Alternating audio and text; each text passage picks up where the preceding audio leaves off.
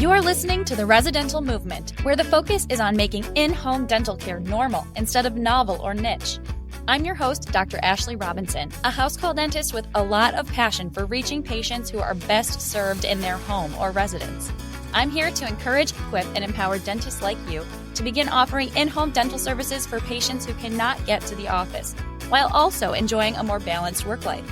We discuss everything from dentistry, business, ethics, mindset, and more. Listen in to learn how you can become a part of the residential movement. Welcome to this episode of the Residential Movement. I'm on the road with my little family this week.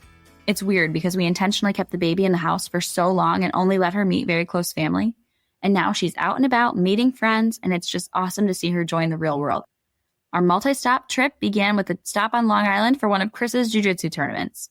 For those of you who are not familiar with martial arts, just as I wasn't before I met Chris, jiu-jitsu is the least violent-seeming martial art. There's no kicking, no punching. It isn't usually bloody. Now, Chris fought MMA years ago, and he had his fair share of violent matches, but luckily he stopped before I met him. So now that he exclusively practices jiu-jitsu and he's a black belt, I can usually relax knowing that he's good at what he does, it isn't super violent, and he's probably not going to come home from the gym with a black eye or major injury. Or so I thought. Yep, at the tournament, he chipped a tooth. Granted, that's not a major injury to most people, but obviously devastating to me. I even made him a mouth guard, but it didn't matter. He had a nice chip on number 23 IFL after one of his matches on a Saturday afternoon. Isn't that always how trauma happens? It's got to be when you're out of town and when most offices are closed. If only I packed my portable equipment for this trip. Luckily, we're just outside New York and there are a million dentists and even offices that are open on a Sunday morning. So we got that tooth restored and his smile is now as good as new. To that very nice dentist gentleman who is working on a Sunday morning, we really appreciate you. Thanks again. You're much more accommodating than I am. You're also the inspiration for today's episode. Yeah, believe it or not, this episode is not all about Chris's dental trauma. But while he was getting numb, his nice dentist asked me about my practice in Buffalo. When I told him that my practice was a house call practice, his first remark was, "There's a lot less competition in that." And that's an accurate statement. I mean, there were 0 dental house call practices in Buffalo before I started Acoma Dental. And I get phone calls from hours away because nobody's offering them anywhere near me. So Chris's dentist knows, I know, and you know that dental house calls are extremely uncommon, even outside of New York City, one of the most densely populated parts of the country. So why exactly are dental house calls so uncommon? Why aren't more dentists offering house calls? Well, I can think of a few reasons, and I've heard a few reasons from some listeners, so I want to discuss them here with you today. The first two are historical reasons. First, historically, dentistry has been disconnected from medicine. And we all know that this is a shame because oral health absolutely affects and is a major part of your overall health.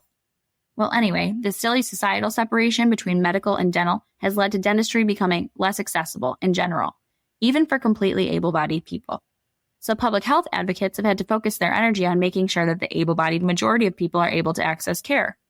Unfortunately, I think the needs of individuals who cannot leave their homes have basically been neglected because there are just fewer of them. This is terrible and changing because every generation has become more caring and more humane and more inclusive. But let's not judge dentists of the past too harshly. I mean, when was the first time that you really thought about the fact that there are people who are homebound who cannot get to the dental office?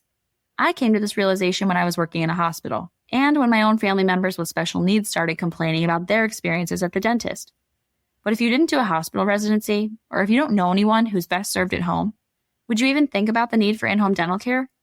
So I think that because dentistry is difficult enough for most people to access for those who are homebound just hasn't been a priority in the past.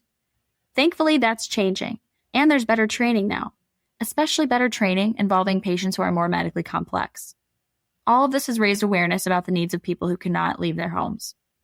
Secondly, in the past, we didn't have the technology that we have today.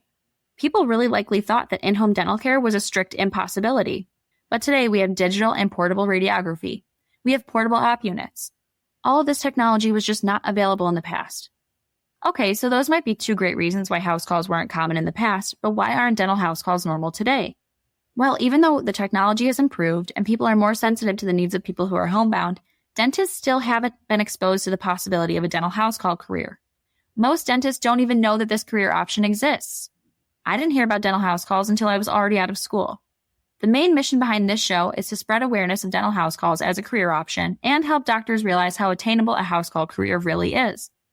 You can also help raise awareness about dental house calls by sharing episodes of this podcast, sharing our show notes from our website, or even sharing our posts on social media. I'm positive that dental house calls would be more widely available if and when more dentists hear about them. But a lot of dentists who have heard about this field are still on the fence about offering house calls. Well, why? Here are some reasons that I've heard from some of you. Number 1, ergonomic concerns. All dentistry is physical, but there's more concern about the physicality of house call dentistry. It's true, house call dentistry is more physically demanding than working chairside. Still, please don't think you need to be an Olympian or anything. Trust me, I am not a bodybuilder by any means. But I can do this, so you can do it too. I offered house calls when I was more than 39 weeks pregnant, for goodness sakes. The portable dental equipment is rather compact, and any large equipment that you need to use has wheels to roll it in and out of people's homes. So lugging equipment around isn't as physically demanding as it seems. Now, in order to accommodate certain patients in their beds or wheelchairs, house call dentists are going to find themselves in some funky positions sometimes. That's true. Luckily, there are solutions like yoga, massages, and just responsible scheduling that can address the physical strain. Tune into episode 6 to hear more about the ergonomic considerations for house call dentists. Now, number 2, some people are fearful of visiting people's homes for safety reasons. While I understand this concern, think about all of the people who work in the homes of others. Cleaning people, physical therapists, piano tuners, plumbers. There are a lot of individuals who work in other people's homes. It's ultimately a leap of faith that some people are just willing to take. But thankfully, for dental house calls, most of your patients would come from a referral from another in-home health provider. If a physician, nurse, or therapist refers you to see a patient that they've already seen in their home, you can rest assured that it's likely a safe situation for you too. Number 3, people wonder about profitability. I've had many dentists ask how I make a living offering house calls. Truthfully, a dental house call practice is a completely different business model than a brick-and-mortar practice. It's low volume and inefficient by design. So how can you earn a living offering house calls? Well, you need to charge what you need to charge in order to make this sustainable for you. Listen to episode 53 where we discuss scheduling and fee setting. Please don't think I'm in denial. Admittedly, the income ceiling is higher if you opt to own a traditional brick-and-mortar practice. You can jam more patients into your office in a day, offer more complex procedures, and hire other providers for scalability. But that career path comes with a lot of stress and liability. Is that the lifestyle you want? A house call dentist can still earn a very reasonable income, an income equivalent to the income of associate dentists, public health dentists, and even some brick-and-mortar practice owners. But house call dentists enjoy the best lifestyle, in my opinion. I've only grown more confident in that assertion since becoming a mother. I'm very grateful for my flexible lifestyle as a house call dentist. To learn more about scheduling, check out my free guide called A Day in the Life of a House Call Dentist at residentalmovement.com/adayinthelife. The 4th and final reason that I hear people haven't started offering house calls yet is because they just don't know where to begin. Since dental house call practices are so uncommon, dentists don't have a mentor in this space. They're overwhelmed by the tasks of creating a shopping list, incorporating a business, all of it. Well, I have good news for you. I want to help you. That's exactly why I created Dental House Call Practice Academy. Dental House Call Practice Academy, or DHCPA, is the online course I offer, and it's a step-by-step roadmap for anyone looking to build their house call practice. It's the course I wish I had when I was getting my practice off the ground. Without a mentor, I had to learn everything the hard way, through trial and error. But I created this course to help you avoid some of the challenges that I encountered and offer guidance that's really lacking in this field. Visit residentalmovement.com/DHCPA to enroll. If you're listening to this episode the day that it airs, you can still enroll in this cohort if you register by tomorrow. And don't worry, if not tomorrow, you'll be able to register in the future. Despite all the history that kept dental house calls from becoming normal, and despite the hesitation or fears of dentists today, it's my sincere hope that dental house calls become normal. I want it to be completely unremarkable that a dentist would come into someone's home for care, just as unremarkable as a physical therapist or hospice nurse visiting someone. Eventually, dental house calls can be the norm. The concern for the homebound is increasing. Technology is available. Now, if only dentists can overcome some fears and arm themselves with knowledge, they can get started and this field can spread rapidly.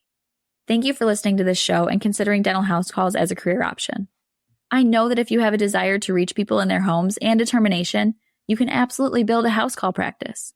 So many patients would benefit, and you can enjoy the flexible lifestyle that comes with it. So what are your thoughts? Did I miss anything? Why do you think dental house calls aren't the norm yet? Email me at hello@residentalmovement.com to let me know what you think. Thanks again for listening in today. I really appreciate you.